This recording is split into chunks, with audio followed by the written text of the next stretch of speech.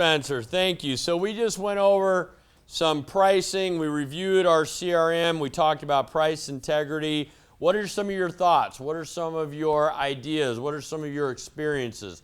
Let's participate and let's get active. Give me some questions. Give me some comments. This is how we learn. Bueller, anyone Bueller? I will start calling on Justin. I think it's understanding that if you operate that way, your competition can't compete with you.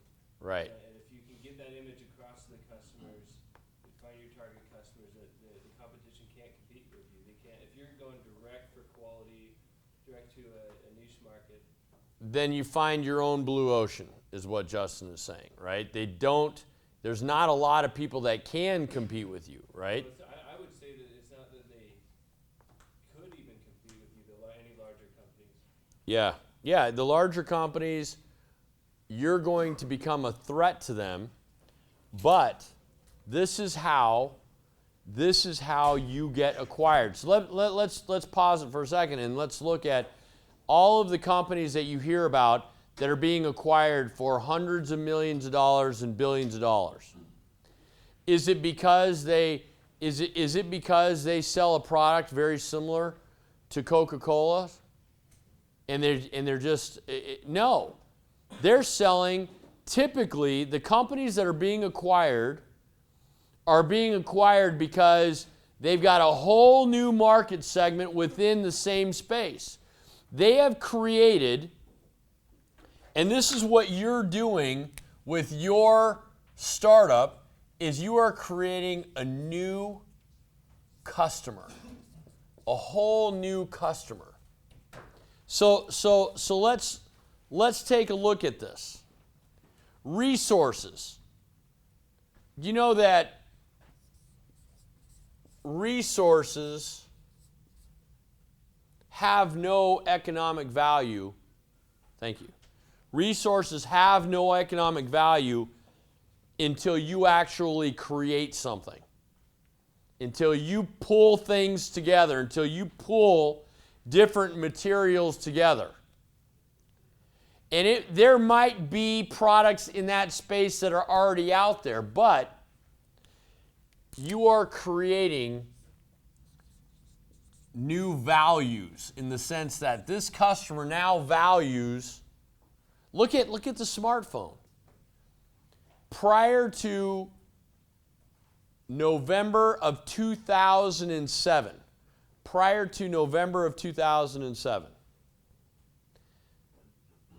there really was no such thing as a touch screen.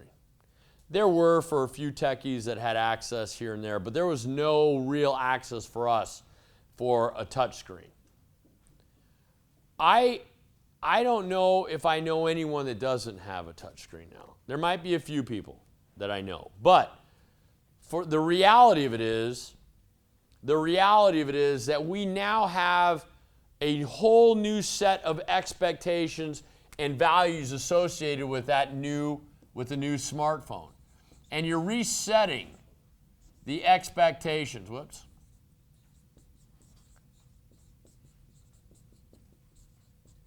You're resetting the expectations. Whoops. Put two. Still learning how to spell. But you're resetting the expectations. You're creating new customers because of pricing, because of quality, because of service. I fly Southwest Airlines. I don't think they're cheaper, to tell you the truth, than a lot of airlines. I know that maybe here and there, but the reality of it is I fly Southwest Airlines because I know that those people are dying to serve me. They want to. Their whole culture at Southwest Airlines might be a little goofy with the way that they're singing on the intercom and whatever, but the reality of it is they are dying to serve me. And I'm willing to pay for that. I'm willing to pay for that. And if their prices went up, I would still be willing to pay for it.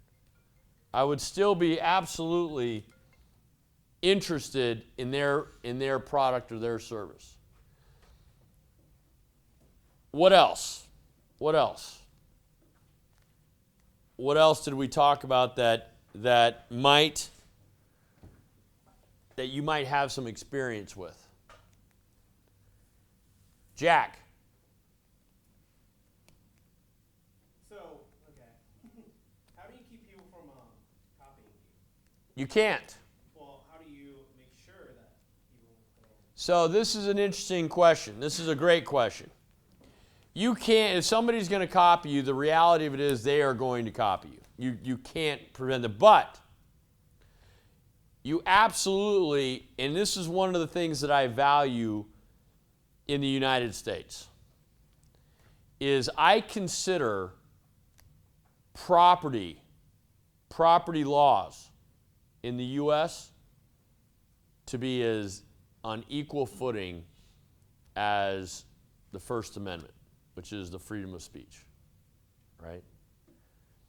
So you need to be aware of patents, trademarks,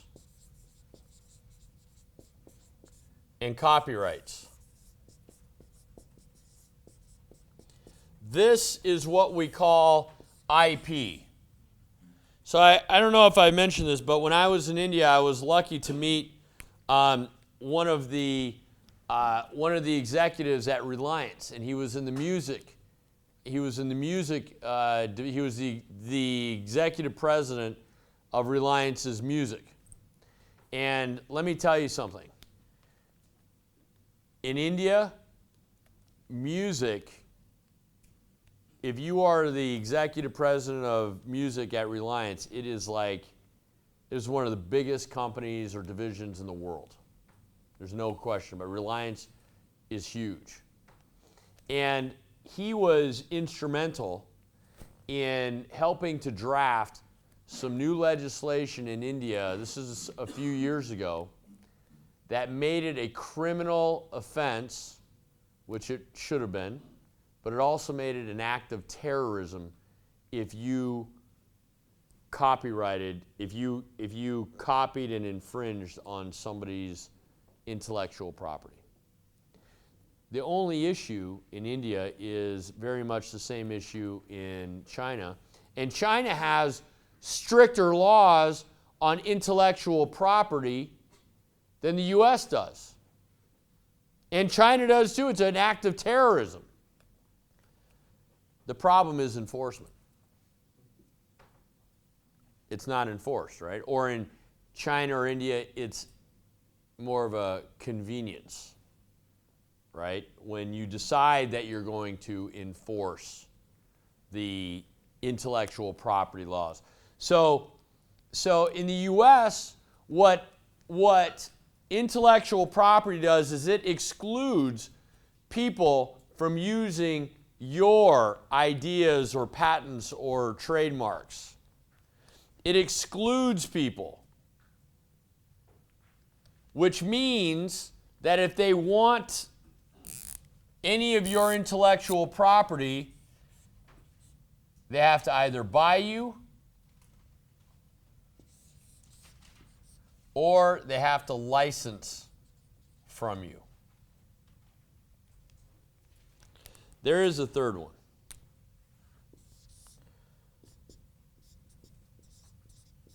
They may sue you, right? Litigate. They may sue you. But the reality of it is, you want to file patents, you want to file your trademarks, you want to file your copyrights. In the United States, you can protect yourself. In Europe, you can protect yourself.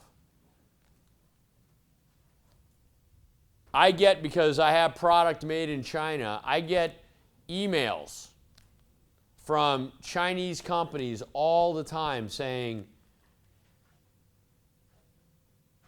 this product, your product has been patented or trademarked in China by someone else. If you want that patent or trademark, you have to pay us this. And we will file and make sure that the patent goes to. That's what the letters essentially say. And I'm like, they're going to, it's kind of a strong arm way, but it does get you thinking, should I do this? Gosh, I don't want anybody to steal it, but it's going to go out the back door anyways if it sells, right? It doesn't matter what it is. It does not matter what it is. But in the U.S., it's absolutely critical. It's absolutely critical. Your intellectual property has so much value. So much value. And here's the other thing. As a startup or a small business, you may have a patent or a trademark on a product that you don't have the ability to distribute. So with the gnomes, we talked about the gnomes, right? In here? Yeah.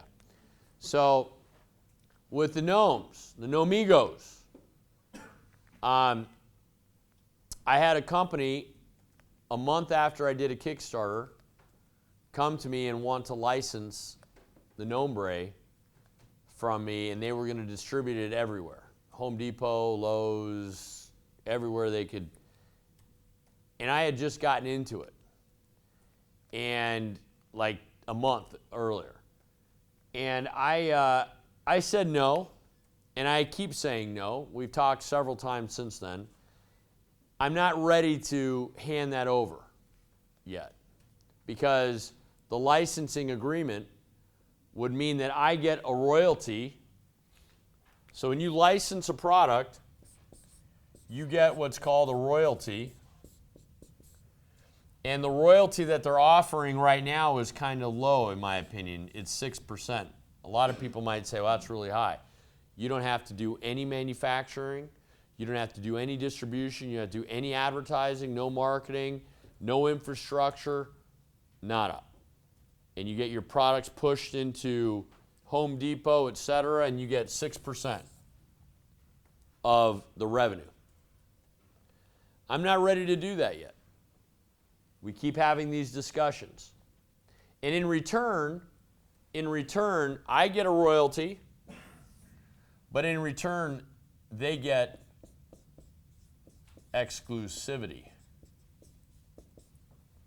They get exclusivity for a certain period of time. And here's the beautiful thing. When you get into, and this is why you want to file patents, trademarks, copyrights, because without them, you don't have any cards to deal. You sit down with someone that wants to license your product, and you don't have any cards to deal. You've got a product, but you don't have any IP around it. Let me tell you something that's scary. We just went to the European standard and the international standard of patents in 2013. It used to be in the United States, we were the only country that hadn't changed. It used to be, Ben tells me about his product, and let's just say I go and I file a patent first. Ben can say, whoa, he could litigate. He could have said, whoa, whoa, whoa, wait a minute. I just told Aram and this, and now he went out and did it, but it's my idea. And look, I've got all of the designs. I've got all the dates. I can prove who I showed this to and when, and that I created this 8 years before he did. That's no longer the case. The government now has gone to the international standard, which is it's first to file. Doesn't matter that Ben created this 8 years ago. It's his fault for not filing it. It's the first to file. He could have created this, and I just take a picture with my phone and go and start provisional patents. The next thing you know, it's mine. It's mine. Doesn't matter if he can prove it. It's mine. I was the first one to file it. I'll say, Ben, yeah, that guy was in my classes, but I didn't even know if he ever showed up for class. In fact, I think it's the other way around. No, I'm just kidding. But it should scare you that it is first to file. First to file. Design patents, utility patents. It's not just about protecting yourself. It's not just about protecting yourself. It's about creating exclusivity. It's about creating exclusivity. Justin. Can you pay like a smaller fee to file and then? Yes, you file a provisional patent, and you can do provisional patents on your own, but let me tell you something. I guess my question, can you change the patent? Like once you file it, can you change it before it goes through? Yeah, you can make adjustments. You can make adjustments, but that's why you have a patent attorney do it. Because a patent attorney is also going to do research and go through the discovery process to see what's already out there. If there's anything that you're infringing on, right? That you may do. And here's the thing. People think that one patent is enough. Here's how big companies work. Number one, a big company, you file a patent on your product. Great. You just created a dot. This is good. But you think that this is the end of the game. You want this patent to be as broad as possible, though. Not narrow, broad. You want this patent to cover as much as possible. That way, anybody does anything close to the space, and it's like operation. The buzzer goes off. Anytime they get, when it's narrow, if it's narrow like this, what a big company is going to do is they're going to look to the future. And they're going to say, you know what? I like this product, and we can't really make it just yet, but you know what we can do is we can improve on it. And I think what we're going to do is we're going to patent everything around this one patent, but we're going to patent several new utility patents. And then your product needs to evolve, right? R&D is one of the 6 core functions of the business, but it's also one of the most important, right? So you're doing some R&D, and then you start moving forward, and the next thing you know, you're going, bzz, bzz, you're now infringing on them. And now you need to pay them to use your own product. It's true. One patent usually is not enough. If it's broad enough, it certainly can be. It certainly can be. But here's the other thing. I hear startups, I hear small companies tell me this all the time. We're filing for patents. We've got a provisional patent. We've got our technology that's going to be patented. These algorithms. Do you think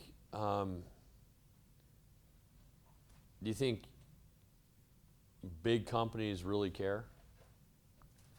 They're going to infringe on your patent anyways. And they're going to say,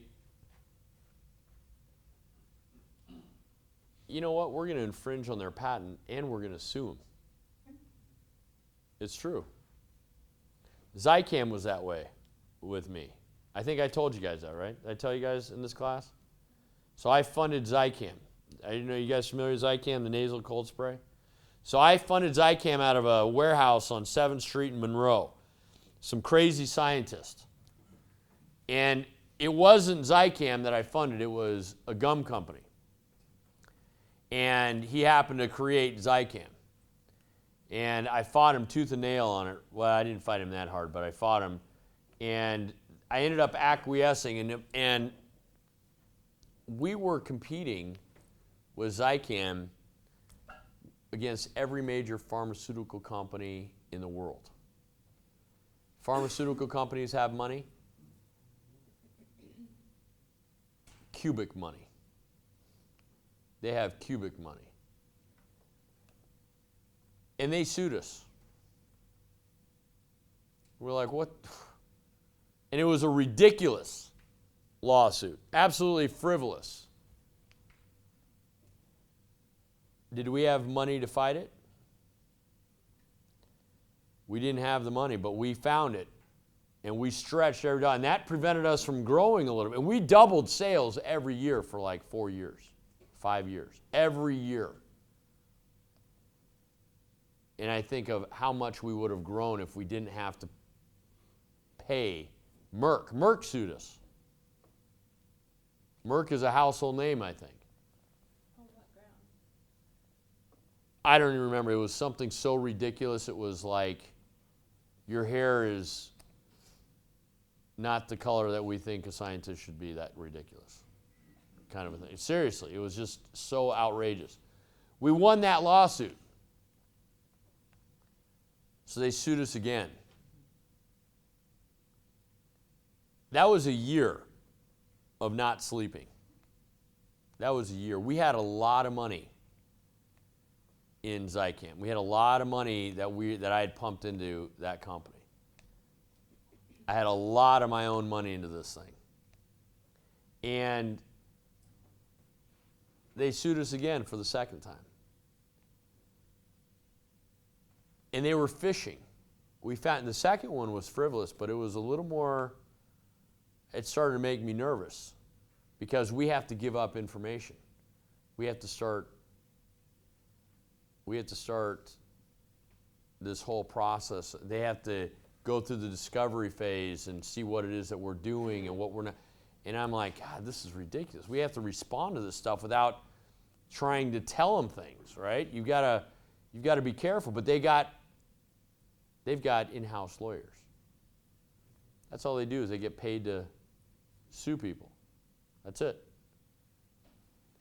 And it was completely un-American, if you ask me. Completely frivolous. And we won that one. There's another year I didn't sleep. And I'm not kidding. And I said, listen, these guys are getting really good at what they're doing. These lawyers know what they're doing. They're going to sue us again. And I want to sleep. We're going to sue them. So everybody was like, the board director, whoa, we don't even have the money. We didn't have the money to sue them, but they had to pay us also for the frivolous lawsuits. They had to pay us for our lawyers. They had to pay us for our troubles, all that. But let me tell you something, it's not worth it. It's not worth it. But I was pretty upset about it. And they said, we don't want to sue Merck. They're huge. That's going to cost us tens of millions of dollars that we don't have. I'm like, well, we're going to spend tens of millions of dollars that we don't have anyways because they're going to sue us again. And I want this to stop. So we sued them for the frivolous lawsuits and the ridiculousness. And we won that. And then a couple months later, they called the CEO. And they said, hey, we want you guys to make product for us. And he's like, are you out of your mind in so many four-letter words? And the lawyers were like, hey, we're just doing our job. Don't take it personally. It's like you almost put us out of business, a product that actually does work. A product that helps people. health product, and you want, they don't care. We were stepping on their toes. Big companies are going to infringe on your patents. They're going to sue you anyways. They don't really care about if you have a patent or not. Let's go to the mat. Do you think Merck cares about $3 million, $4 million? They sneeze that. Achoo! There goes $3 million. It's true. They don't care.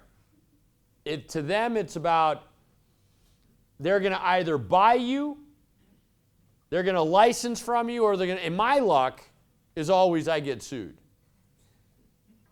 So that's unfortunately the way it is for me. I'm waiting for one day that somebody just come in and say, guess what? We're not going to sue you. We're just going to buy you. I'm going to be like, oh my God, I've been waiting for this my whole life. But the way I work, or the way it comes to me, is they always end up suing me. And then they wanted to work with us and license from us. So how do you protect yourself? Well, you definitely need to have IP. You absolutely, and we had IP. And that helped us in the lawsuit. All three of them. But when you get into the big stratosphere of those keystone competitors, this helps. But if you become a threat to them, the beauty about having cards to deal with is that there's probably a 20% chance that they'll buy you. And that's a big payday. That's a big payday. There's an 80% chance they're going to sue you. Well, there's probably a 70% chance they're going to sue you, and maybe a 10% chance that they're just going to license from you. Are there any lawyers that'll do pro bono work on cases like that? Sure. If they really feel like you've got